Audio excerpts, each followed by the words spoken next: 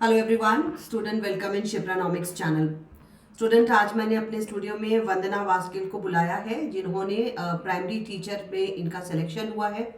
और इनसे मैं कुछ क्वेश्चंस आप लोगों की तरफ से पूछूंगी, जो कि इनके जैसे बहुत सारे हाउसवाइफ के लिए एक डायरेक्शन रहता है। ठीक है, सबसे पहले Vandana, welcome in my channel. Yes ma'am, thank you ma'am. Vandana, आप अपना बैकग्राउंड बताइए, आप कहाँ से बिलोंग करते हो और आपकी एजुकेशन कहाँ से हुई है। मैम, मैं इंदौर डिस्ट्रिक्ट एमपी से बिलोंग करती हूँ और मेरा एजुकेशन धार डिस्ट्रिक्ट से हुआ है। एक्चुअली मेरे पापा धार डिस्ट्रिक्ट से है और मेरे ससुराल इंदौर में है। तो मैम अभी मैं यहाँ पे रहती हूँ इंदौर में। एंड आपकी पढ़ाई कहाँ से हुई। मैम धार डिस्ट्रिक्ट से हुई है। और वंदना, आप मुझे ये बताइए, आप एक हाउसवाइफ हैं, तो एक हाउसवाइफ के ऊपर बहुत सारी रिस्पॉन्सिबिलिटीज होती हैं। तो एक जी मैम। हाउसवाइफ होते हुए आपने तैयारी कैसे करी। मैम, मैं काम करने के बाद जैसे मॉर्निंग में जल्दी उठ जाती हूँ।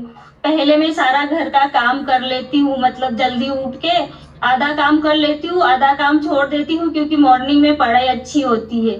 तो वो टाइम मैं चॉइस करती हूँ 8 से 12 बजे तक का। फिर उसके बीच में मैं पढ़ने बैठ जाती हूँ। फिर पढ़ने के बाद में काम पूरा करने के बाद में फिर मैं 3 से 4 बजे के बीच में फिर शाम तक मुझे वो टाइम अच्छा लगता है पढ़ने के लिए। तो मैं उस बीच में पढ़ाई करती हूँ। जब आपने पूरे घर के काम के साथ साथ अपने टाइम को भी मैनेज किया। Yes ma'am. क्योंकि ज़्यादातर मेरे पास हाउसवाइफ आती है, तो उनका कहना होता है कि हम पे बहुत ज़्यादा बर्डन होता है और हम तैयारी नहीं कर पाते। Yes ma'am. लेकिन आप लोगों के सिलेक्शन से ये बात साबित होती है कि हाउसवाइफ के पास भी अगर वो मैनेज करके टाइम को चले, तो आप यस सिलेक्शन मैम। पा सकते हो। अच्छा, आप मुझे ये बताइए कि आपका पढ़ाई का शेड्यूल जो रहता था, उसमें यस मैम। आपने सारे विषयों को कैसे फोकस किया। इकोनॉमिक्स को कहते हैं कि थोड़ा सा टफ सब्जेक्ट है, तो आपके यस लिए मैम। क्या टफ था और आपके लिए क्या इजी था, और आपने जो टफ पोर्शन था उसको इजी कैसे किया। मैम, एक्चुअली जो टफ क्वेश्चन रहता था और मुझे जो याद करना था वो मैं मॉर्निंग में पढ़ती थी। मॉर्निंग में फ्री माइंड रहता है, किसी चीज का प्रेशर नहीं रहता है, तो वो सारी चीजें मैं मॉर्निंग में कर लेती हूँ। और जैसे मुझे नोट्स बनाना रहता तो मैं शाम के टाइम में करती हूँ, मुझे वो टाइम अच्छा लगता है। और जो मॉर्निंग में पढ़ाई होती है वो हमेशा के लिए मतलब अधिकतर याद रहती है बहुत ज्यादा टाइम तक। और बाकी तो मैम। अच्छा, एक सवाल आपसे और मैं पूछूंगी। कई स्टूडेंट मेरे पास आते हैं कि मैम, इकोनॉमिक्स लेके हमने गलत कर दिया, तो क्या आपको भी ऐसा कभी फील हुआ। No ma'am. मैम, स्टार्टिंग में मुझे बहुत टफ लगता था, लेकिन मेरे अंदर ये चीज है कि मैं टफ चीज को इजी करने की कोशिश करती हूँ हमेशा। और जो चैलेंज वाली चीजें रहती है वो मैं एक्सेप्ट करती हूँ और उसको करना चाहती हूँ। इसलिए मैंने उसको बहुत पढ़ा, पढ़ पढ़ के मतलब रिपीट कर करके मतलब बहुत अच्छे से किया है। और मैम, ये मैंने आपसे ही सीखा है। मैं आपको 2022-23 से फॉलो करती हूँ और आपके वीडियो यूट्यूब पे बहुत सारे डले हैं। तो मैं उनको ही मतलब कम से कम मैंने आपकी वीडियो 15 से 20 बार देख चुकी हूँ मैं, जो रिकॉर्डेड है। आप उत्कर्ष क्लास में पढ़ाते थे। और अच्छा, आप तब और से पढ़े। मैम, आपको देख के मुझे ऐसा लगता है कि मैं आपके मतलब आपके आइडियल बनना चाहती हूँ, आपकी कॉपी करना चाहती हूँ। नहीं नहीं, देखिए, हर और किसी का अपना व्यक्तित्व होता है और आप मुझसे भी अच्छा करोगे। अभी आप आगे आने वाले कौन कौन से एग्जाम की तैयारी कर रहे हैं। मैम, मैं अभी असिस्टेंट प्रोफेसर की तैयारी कर रही हूँ। मेरा एमपी सेट क्लियर है 2024 का, और वो मैंने सेल्फ किया था और वो मैंने आपके वीडियो देख के ही किया था। आप इतने अच्छे से पढ़ाते हैं कि मुझे मतलब आपके थैंक यू। वीडियो से मतलब सारा मतलब याद होता है। इसलिए उसके बाद मैंने आपको ज्वाइन, आपका ऐप ज्वाइन किया है। उस तो टाइम आप मुझे कुछ ही टाइम मिला था एपी के लिए।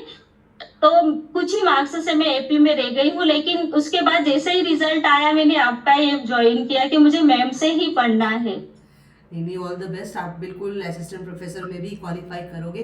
देखो, एक जी हम मैम। छोटी छोटी सीढ़ियाँ चढ़ते हैं ना, तभी एक जी बड़ा मैम। मुकाम हासिल करते हैं। जी ठीक है, मैम। और हर मैम, अचीवमेंट को एक माइलस्टोन समझ कर करके ही लेना चाहिए।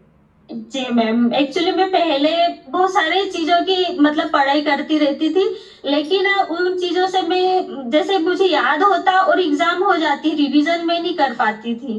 तो फिर मैंने सोचा कि मुझे नेट सेट की तैयारी करना चाहिए, 6 मंथली एग्ज़ाम होती है अपने ये वाली एग्ज़ाम नहीं निकलेगी तो नेक्स्ट वाली तो अपन क्वालीफाई कर सकते हैं, तो फिर मैंने नेट सेट को चॉइस किया और उस बीच में मुझे आप मिल गए। अभी तो नेट आप देने की आपको तो कोई आवश्यकता नहीं है। अगर आप जी मध्य प्रदेश में ही पढ़ाना चाहते हैं तो सेट आपके पास है, तो नेट की जरूरत आपको एक्चुअली अभी नहीं है। अगर आप जी एमपी के मैम। बाहर पढ़ाना चाहेंगे तब आपको नेट की जरूरत है। तो जी मैम। फोकस आप असिस्टेंट प्रोफेसर पे कीजिए। और जी एक मैम। चीज आप आने वाले स्टूडेंट के लिए भी कुछ मैसेज देना चाहेंगे कि जिस तरीके से आप नोट्स बनाते हो या रिवीजन का आपका मोड क्या रहता है, किस प्रकार से आप रिवाइज करते हो? मैम मैंने नोट्स बनाए हैं हर टॉपिक के, और मैं नोट्स से ही रिवीजन करती हूँ। और नोट्स बनाना जरूरी होता है। जब अपन नोट्स बनाते हैं तो अपने को जो चीजें लिखते हैं वो अपने दिमाग में रहता है कि अपन ने ये चीज कहाँ पे नोट की है। और मैं ये आने जरूरी वाले है। स्टूडेंट को यही बोलना चाहूंगी कि मतलब वो कंटिन्यू पढ़ाई रखे। समस्याएं बहुत सारी आती रहती है, उन समस्याओं का सामना करना चाहिए। सबकी लाइफ में समस्याएं रहती है, मेरी लाइफ में भी बहुत सारी समस्याएं आई और मैंने उनका सामना भी किया, और मैं उससे मतलब आगे भी बढ़ी हूँ। और कंटिन्यू पढ़ाई रखना चाहिए। समस्या को मतलब उसका सामना करते हुए आगे बढ़ना चाहिए। एक छोटी सी समस्या को लेके नहीं बैठना चाहिए और कंटिन्यू पढ़ते रहना चाहिए। ये आपने बहुत ही अच्छी लाइन बोली है। जो सतत प्रयासरत रहना जरूरी होता है। अगर हम जी बीच मैम। में कंटिन्यू बीच में अगर हम छोड़ देंगे तो फिर वो लिंक टूट जाता जी मैम। है ना? मैम मैंने 18 से मतलब स्टडी स्टार्ट करी है। बीच में मेरी 20 में शादी हो गई थी, उसके बीच में मैंने एक साल थोड़ा गैप हो गया था, फिर मैंने स्टार्ट किया। फिर मेरा बेटा भी हुआ उस बीच में। फिर इन सारी समस्याओं को मतलब मैंने मतलब फेस किया है, और मैं आगे बढ़ती गई धीरे धीरे। जितना भी मुझे टाइम मिला मैं उस टाइम में पढ़ती गई। मैंने सोचा आज नहीं तो कल तो मेरा सिलेक्शन होगा, और आज मेरा सिलेक्शन हो गया ma'am. Thank you so much. आपसे तो मेरे को बहुत मतलब नहीं नॉलेज नहीं, मिला मैम। कॉन्ग्रेचुलेशंस। और लेकिन वंदना, वर्क। एक बात मैं यहाँ पे बोलना चाहूंगी। जी मैम। जितनी भी हाउसवाइफ अपना इंटरव्यू देती हैं वो अपनी पूरी सारी मेहनत को बताती है फिर बीच में मेरी शादी हो गई। तो ऐसा नहीं अच्छा। है, शादी के बाद आपके हस्बैंड भी काफी सपोर्टिव होते हैं और आजकल हर हस्बैंड सपोर्टिव होते हैं, जी मैम, है मेरे ना? हस्बैंड मुझे बहुत सपोर्ट करते हैं, और मेरे सास ससुर भी मुझे बहुत सपोर्ट करते हैं और अभी भी करते हैं कि बेटा वर्ग 3 में तो तुम्हारा सिलेक्शन हो गया है, ये पहला पड़ाव है। अभी आपको असिस्टेंट प्रोफेसर भी बनना है, और निरंतर मेहनत करते रहो, हम तुम्हारे साथ है, बोलते हैं मेरे चलिए, सास ससुर और हस्बैंड। बहुत बढ़िया। तो चलिए, ऑल द बेस्ट। और मैं आशा करती हूँ कि असिस्टेंट प्रोफेसर का भी इंटरव्यू मैं पक्का आपका लूंगी। ठीक है? जी तो मैम, थैंक यू ऐस मैम। और मैं आपसे ही मतलब पढ़ूंगी इंटरव्यू के लिए मैम। बिल्कुल, बहुत ही खुश दिल हो इंसान हो आप, बहुत ही बढ़िया। ठीक है, आपसे जी मैं पहली मैम। बार आपसे बातचीत कर रही हूँ। मैं तो किसी स्टूडेंट को जैसा मैंने देखा नहीं है। तो जैसे जी आप मैम, लोग मैं क्वालिफाई हमेशा करते हैं। आपसे मैसेज से ही बात करती हूँ। कॉल पे मुझे लगता है कि आप ज्यादा बिजी रहते हैं, अगर मुझे आपकी जरूरत पड़ती तो मैं आपको मैसेज सेंड करती नहीं, हूँ। एक्चुअली मैं बताऊंगी तो मेरे पास ना कम से कम 500 से ज़्यादा मैसेज पड़े रहते हैं, लेकिन फिर भी मैं रिप्लाई करने की कोशिश करती हूँ। एंड जी मैम। इस लिंक के माध्यम से स्टूडेंट से भी कहती हूँ कि नाराज मत होइए, मैं रिप्लाई ज़रूर करती हूँ, देर जी सवेर ही मैम। सही, है ना? चलिए, जी thank ma'am. You so much. Thank you ma'am. Thank you ma'am. All the best. Thank you, bye bye.